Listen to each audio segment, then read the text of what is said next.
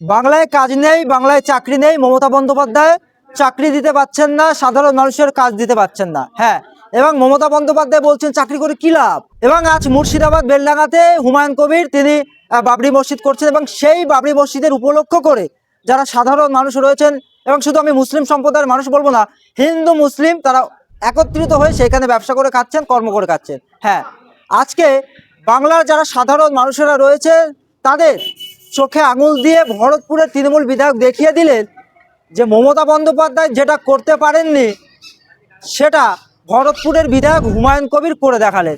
এটাই আজ মুর্শিদাবাদ বেলডাঙ্গার মানুষের জয়। এই মুহূর্তে রয়েছেন ভরতপুরের তৃণমূল বিধায়ক হুমায়ুন কবির, তার এক্সক্লুসিভ সাক্ষাৎকার। তিনি কি বলছেন, তার কি বক্তব্য, শোনাবো আপনাদের।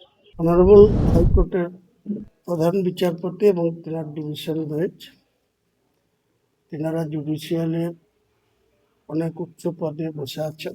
ভারতের সংবিধান অনুযায়ী জুডিশিয়াল হচ্ছে একটা পার্ট। সেই জুডিশিয়ালের উপরে সম্পূর্ণ আস্থা রেখেই আমরা বলছি যে আমরা কোনো বেআইনি কোনো কাজ করছি না। একজন মুসলমান তার ইবাদত করার জায়গা হচ্ছে মসজিদ। সেই মসজিদ তৈরি হচ্ছে, সেই মসজিদের নাম বাবরি মসজিদ। তাতে অনেক লোকের আপত্তি আছে, অনেক অনেক রকম করে ব্যাখ্যা করছে। সেসব ব্যাখ্যার সবার প্রশ্নের উত্তর দেওয়ার কোনো প্রয়োজনীয়তা নেই। আমরা কোনো অন্যায় করছি না। ভারতবর্ষের সংবিধান অনুযায়ী সর্বোচ্চ সুপ্রিম কোর্টের যে রায় 2019 সালের নভেম্বর মাসে, তাতে পরিষ্কার করে যে বিতর্কিত জায়গা সেটার জন্য রাম মন্দির সেটা হয়ে গেছে।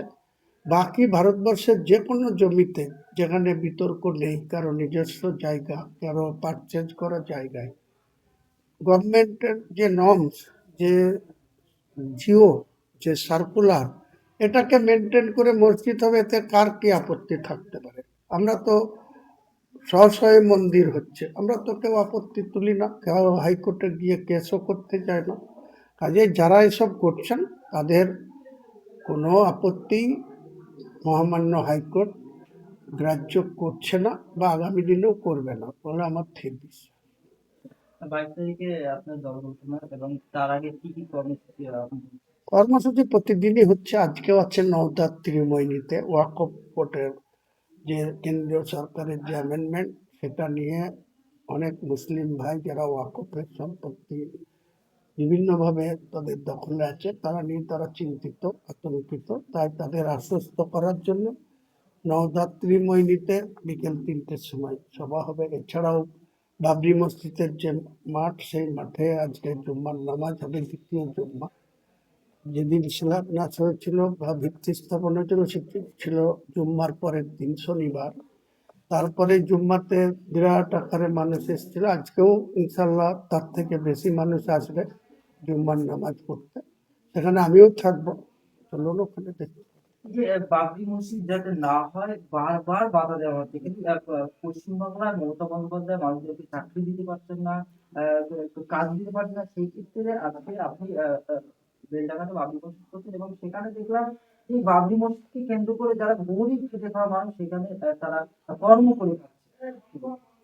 তো এটাই তো একটা, তো তারা তো একটা সেখানে সেখানে শুধু মুসলিম না, হয়তো বেশি পার্সেন্ট মুসলিম, হিন্দু লোকরাও তো ওখানে কর্ম করছে, হকারি করছে, কোনো কিছু বিক্রি করছে। তো এটাই তো আমাদের আদর্শ, এটাই তো আমাদের সম্প্রীতি, যে মানুষ কর্ম করে খাবে, সেখানে কোনো অসাংবিধানিক কিছু করবে না, গভর্নমেন্টের নির্দেশ মেনে চলবে, আইন শৃঙ্খলাকে সম্মান দিয়ে চলবে। এটাই তো আমাদের গর্ব, এটাই তো করে দেখাবো। এখানে তো কোনো বাধা নেই। ওখানে তো আমি বলিনি বাবরি মসজিদের শিলান্যাস হয়েছে, সেখানে বাবরি মসজিদ হবে, কোনো হিন্দু ভাই হকারি করতে পারবে না, তো আমরা কাউকে বলিনি। আমার কড়া নির্দেশ আছে, যে কোনো মানুষ। অনেকে গত দুদিন আগে আমি নিজে ওখানে গেছিলাম, 1 ঘন্টায় 1 লক্ষ কত টাকা উঠেছে আমার হাতে, অনেকে টাকা দিয়েছে। তো কিছু হিন্দু মহিলাও আমাকে টাকা দিয়েছে। তা আমি খুব খুশি হয়েছি যে তারা, কিছু মানুষ বিরোধিতা করলেও অনেক মানুষকে তারা এসে সশরীরে সেখানে অংশীদার হচ্ছে, সমর্থন করছে। স্যার, বিজেপি নেতা অর্জুন সিং তিনি বলছেন যে যেভাবে মুসলিম একতা হয়েছে, আজকে দেখতে পাচ্ছে যে হাজার হাজার লাখ লাখ মানুষ আপনার সাপোর্ট করছে, এবং বিজেপি নেতা অর্জুন সিং তিনি বলছেন মুসলিমরা যেভাবে একতা হয়েছে তাহলে হিন্দুদেরকে এবার দেখতে হবে, তাহলে কি কোথাও হিন্দু বা মুসলিমদের মধ্যে পার্থক্য আলাদা হয়ে গিয়েছে তাহলে? ওরা তো ওইরকমই জাতপাতের রাজনীতি তো অর্জুন সিংরা করে। অর্জুন সিং একসময় বিহারি, তিনি তিনি এসে ব্যারাকপুর এলাকায় শিল্প অঞ্চলে দাদাগিরি করে তার সম্পত্তি কত বাড়িয়েছে সেটা আগে হিসাব দেখ। এই মমতা ব্যানার্জির ছত্রছায়া থেকে অর্জুন সিং বহু সম্পত্তির মালিক হয়েছে, তার অনেক কিছু হয়েছে। এখন আবার তাকে ছেড়ে বিজেপিতে যোগ দিয়েছে, বিজেপির সঙ্গে করছে, কোনো আপত্তি নাই। ভারতবর্ষের বিজেপি তো হিন্দুত্বের নিশান উড়িয়েই তো ভারতবর্ষের ক্ষমতা দখল করেছে, 19টা রাজ্য দখল করেছে। এটাও চেষ্টা করছে, করুক না, পারলে করুক। আর আমি মুসলমানদের এক কাঠটা করব। মুসলমানদের আগামী বিধানসভায় 90 থেকে 100 সিট জিতে বিধানসভাতে মুসলমানদের, বাংলার 4 কোটি মুসলমানের অধিকার আমার দল বুঝে নেবে। উন্নয়ন কি করে করতে হয়, কর্মসংস্থান কি করে করতে হয়। ওই মমতা ব্যানার্জি বলছে লোককে নিদান দিচ্ছে, চপ মুড়ির দোকান করো, ও নিদান দেয়া একটা মুখ্যমন্ত্রীর কাজ? চপ মুড়ির দোকান করবে কেউ, সাইকেলের দোকান করবে। আমি নিজে ছোটবেলায় সাইকেলের দোকান করেছি। তার জন্য মুখ্যমন্ত্রীর উপদেশ শুনতে হবে? আমি নিজের কি করব, কোন কর্মতে যোগ দেব, কোন কর্মতে আমার বেনিফিট হবে, আমার অর্থনৈতিক রোজগার হবে, তো মুখ্যমন্ত্রীর পরিবার লোকদের চায়ের স্টল করে দিক না। ভাইপোকে একটা চায়ের স্টল করে দিক, যে ভাইপো এত হাইফাই জায়গায় ঘুরে না বেরিয়ে 100 জন পুলিশ নিয়ে বাড়িতে ঘুমাচ্ছে, তো সেটাকে বলুক না, একটা চায়ের স্টল করে দিয়ে ওখানে বসিয়ে দেখলাম। ভাইপোকে আগে করাক, তারপরে অন্যজনকে নিদান দেবেন মুখ্যমন্ত্রী। কিন্তু রাজ্য সরকার যেভাবে ব্যর্থ হয়েছে আপনার এই বাবরি মসজিদ উপলক্ষ করে, তিনি তো বলেছেন শিল্প আনবেন, কিন্তু পারেননি। তাহলে আপনার এই যে আইন শৃঙ্খলা মেনে সম্প্রীতি বজায় রেখে যেভাবে আপনি আগে চলেছেন, এই বিষয়ে আপনি কি বলবেন? ওটা মুখ্যমন্ত্রীকে জিজ্ঞেস করুন, ওদের মাথা ব্যথার কারণ হয়েছে।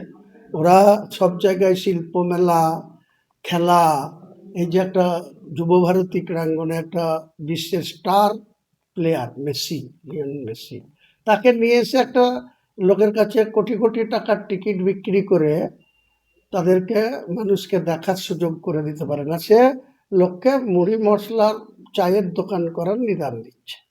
একে ইমিডিয়েটলি ক্ষমতাচ্যুত করার দরকার, যত তাড়াতাড়ি সম্ভব। ভোট আসলেই মানুষ একে বুঝিয়ে দেবে যে তোমার আর দরকার নাই, তোমার অনেক উপদেশ শুনেছি, এখন তুমি বিশ্রাম করো, বিশ্রামকারে গিয়ে বসে থাকো। স্যার, হাতে গোনা কয়েক মাস বাকি, তার মধ্যে বিধানসভা নির্বাচন। আপনি দল ঘোষণা করার পরে যেসব বিধানসভাতে আপনি প্রার্থী দেবেন, কতটা আশাবাদী সেই সব বিধানসভাগুলোকে? আমি বলছি তো 135টা প্রার্থী দেবো, আরো বাড়তে পারে প্রার্থীর সংখ্যা, যা ডিমান্ড আসছে। তাতে আমার ধারণা 90 থেকে 100, তারও বেশি সিট জিতব, যাই প্রার্থী দিই না কেন। এবং জিতে এটা বাংলার মানুষের ন্যায্য অধিকার আদায় করার জন্য। এরা যে মিথ্যাচার করছে বর্তমান সরকার, সিপিএম 34 বছরও মুসলমানদের শুধু ভোট ব্যাংক হিসাবে ব্যবহার করে গেছে। তাদের পাড়ায় পাড়ায় গন্ডগোল লাগিয়ে, তাদের ঝামেলা লাগিয়ে, এই একই পদ্ধতিতে মমতা ব্যানার্জি মরছে কে মুসলমান, মারছে কে মুসলমান, কেস খাচ্ছে মুসলমান, আর মমতা ব্যানার্জির দারোগা বাবুরা ডিম খাচ্ছে। এসব বন্ধ করবো। 26 কি সরকার চেঞ্জ হতে পারে? নিশ্চয়ই চেঞ্জ হবে, এর পতন হবে। চেঞ্জের কি আছে, এটা পতন হবে।